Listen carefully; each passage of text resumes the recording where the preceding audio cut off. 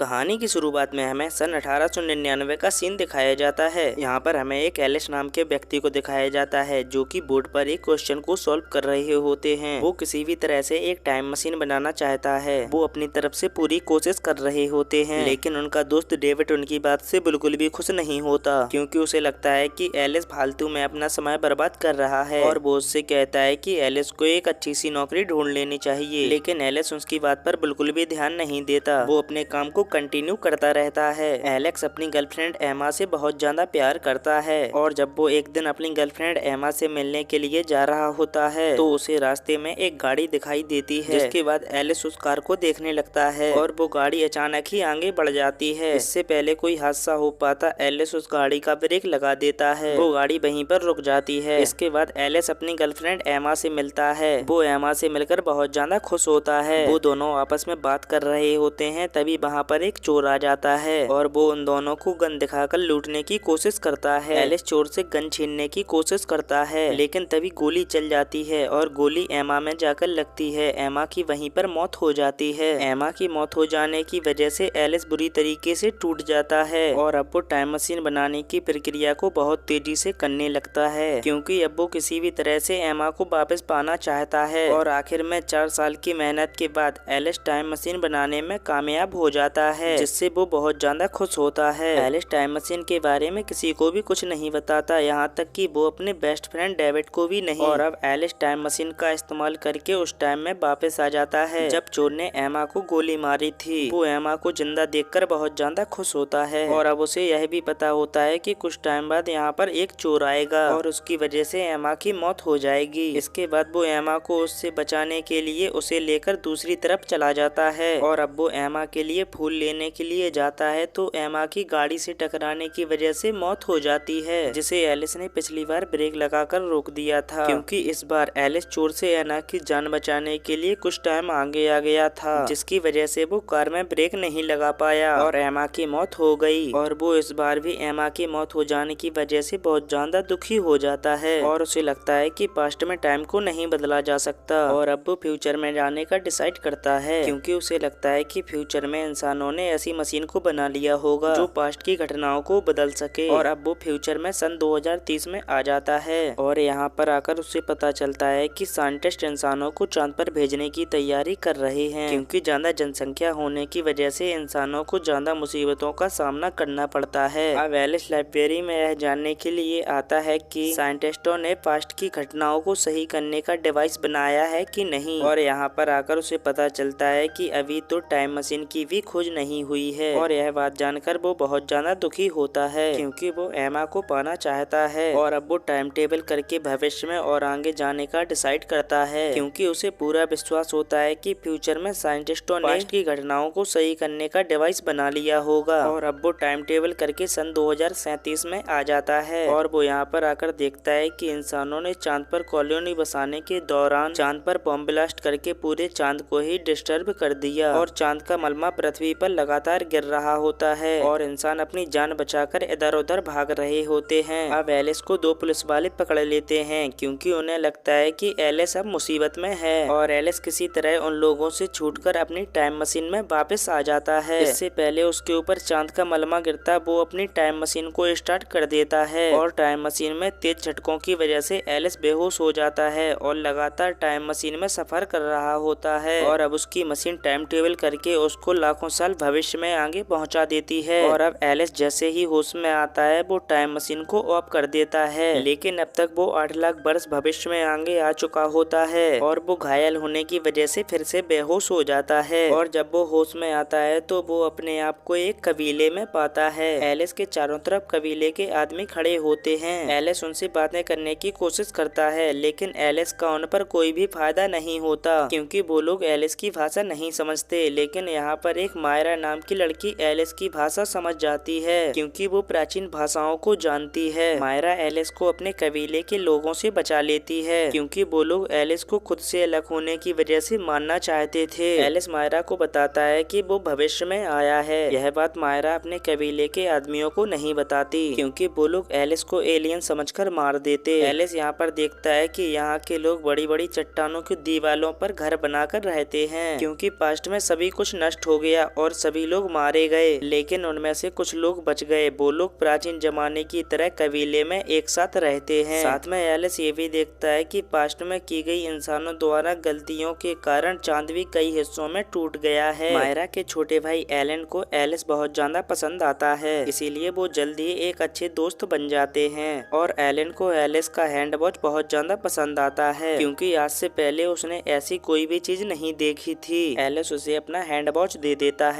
और जब एलिस रात को सोता है तो उसे एक अजीब सा सपना आता है। वो सपने में एक आदमखोर जानवर को देखता है जो उसे अपनी तरफ बुला रहा था, और साथ ही में एक डरावनी गुफा को देखता है। इस डरावने सपने को देखकर एलिस की नींद खुल जाती है और एलिस यह बात मायरा को बताता है। तो मायरा कहती है कि यहाँ पर यह सपना आना नॉर्मल है, क्योंकि यह सपना कबीले के सभी लोगों को आता है। और यह बात सुनकर एलिस दोबारा से सो जाता है। इसके बाद अगले दिन मायरा एलिस को वहाँ पर ले जाती है जहाँ पर प्राचीन समय की भाषाएं लिखी होती हैं, और यहाँ पर मायरा एलिस से उसके टाइम टेबल करने के कारण को पूछती है। तो एलिस उसको बताता है कि ये सब एक लड़की के चक्कर में हुआ। इसके बाद एलिस मायरा के साथ अपनी टाइम टेबल मशीन की ओर निकल पड़ता है। वो रास्ते में कबीले के लोगों को देखकर एक बात नोटिस करता है कि इनमें से कोई भी बूढ़ा नहीं है। तो मायरा उसे बताती है कि ये सभी लोग मारे गए, उनकी याद में हम लोगों ने बड़े बड़े पत्थर के स्टैचू बनाए हुए हैं। अब एलिस मायरा के साथ अपनी टाइम टेबल मशीन में पहुंच जाता है। इससे पहले वो टाइम टेबल मशीन को स्टार्ट कर पाता, उससे पहले उसे एक अजीब तरह की आवाजें सुनाई देने लगती है, जिससे मायरा डर जाती है और अपने कबीले की ओर भागने लगती है। मायरा के पीछे एलिस भी जाता है। रास्ते में वो एक अजीब टाइप के क्रीचर को देखता है, जिसे देखकर वो बहुत ज्यादा डर जाता है। दरअसल ये लोग कोई और नहीं इंसान ही होते हैं, क्योंकि जब चांद का मलबा गिर रहा था तो चांद के मलबे से बचने के लिए कुछ इंसानों ने जमीन के अंदर ही रहना शुरू कर दिया था, और वो लोग टाइम टेबल के साथ ऐसे हो गए। और वो लोग इंसानों को मारकर ही खाते हैं, क्योंकि जमीन के अंदर उनको खाने लायक ऐसी कोई भी चीज नहीं है। एलिस को तो उस कबीले के लोग बचा लेते, लेकिन वो लोग मायरा को नहीं बचा पाते, क्योंकि एक मॉन्स्टर मायरा को अपने साथ लेकर अंडरग्राउंड हो जाता है। और अब वो किसी भी तरह से मायरा को बचाना चाहता है, क्योंकि अब वो मायरा को पसंद करने लगा है। और जब एलिस कबीले के लोगों से मदद मांगता है तो कबीले के लोग उसे साफ साफ मना कर देते हैं, क्योंकि वो मॉन्स्टर उन लोगों की क्षमता से काफी बड़े हैं। और वो हार नहीं मानता। वो मायरा के छोटे भाई से वादा करता है कि वो मायरा को वापस ले आएगा। मायरा का छोटा भाई एलिस को एक गुफा में ले आता है। एलिस वहाँ पर देखता है कि उसी की तरह वहाँ पर एक और इंसान है, जिससे वो पहले भी मिल चुका है, क्योंकि जब उसने टाइम टेबल करके सन 2030 में पास्ट बदलने वाले डिवाइस के बारे में उससे पूछताछ की थी। वो उससे पूछता है कि कुछ इंसान धरती के अंदर रहने लगे और मॉन्स्टर में चेंज कैसे हो गए, बल्कि कुछ इंसान तो वैसे की वैसे ही हैं। इसके बाद वो आईएएस असिस्टेंट उसको बताता है कि कुछ लोगों ने अपनी जान बचाने के लिए अंडरग्राउंड रहने का डिसाइड किया। इसी के बाद समय के साथ वो मॉन्स्टर में ट्रांसफर हो गए और उनके पास कुछ सुपर पावर आ गई, और जो लोग पृथ्वी पर थे वो लोग अभी भी एक नॉर्मल इंसान है। इसके बाद एलिस अकेले ही उस गुफा में पहुंच जाता है जो उसे अक्सर सपने में दिखाई देती है। एलिस उस गुफा के अंदर जाकर देखता है। वो देखता है कि वहाँ पर कुछ टनल मौजूद होते हैं जो पृथ्वी पर अलग अलग जगह पर खुलते हैं। एलिस समझ जाता है कि इसी से मॉन्स्टर पृथ्वी पर आते हैं और इंसानों का शिकार कर कर वापस आ जाते हैं। इसके बाद एलिस वहाँ पर आता है जहाँ पर मॉन्स्टर इंसानों को मारकर खाते हैं, लेकिन एलिस गलती से एक तालाब में गिर जाता है। वहाँ पर इंसानों की हड्डियाँ होती हैं जिनको मॉन्स्टर ने मारकर खा लिया था। तभी वहाँ पर एक मॉन्स्टर आ जाता है और एलिस को बंदी बनाकर एक पिंजरे में बंद कर देता है। और एलिस को वहाँ पर मायरा भी मिलती है। वो खुद के कंट्रोल में नहीं होती है। एलिस वहाँ पर एक अजीब से आदमी को देखता है। वो और कोई नहीं, वो उन मॉन्स्टर का लीडर होता है जो उन सभी को कंट्रोल करके रखता है। वो एलिस को बताता है कि जो मॉन्स्टर ताकतवर होते हैं वो ऊपर जाकर इंसानों का शिकार कर कर लाते हैं, और वो लोग सभी अलग अलग हिस्सों में बटे हुए हैं। एलिस मॉन्स्टर के लीडर से कहता है कि तुम्हें शर्म नहीं आती, तुम एक इंसान होकर इंसानों का शिकार करते हो। और इसी बात से उन मॉन्स्टर के लीडर को गुस्सा आ जाती है और वो एलिस को पकड़ लेता है। वो उससे कहता है कि उन लोगों को जिंदा रहने के लिए ये सब करना पड़ता है। इसके बाद वो एलिस से कहता है कि तुम अपनी टाइम टेबल मशीन में बैठकर वापस जा सकते हो।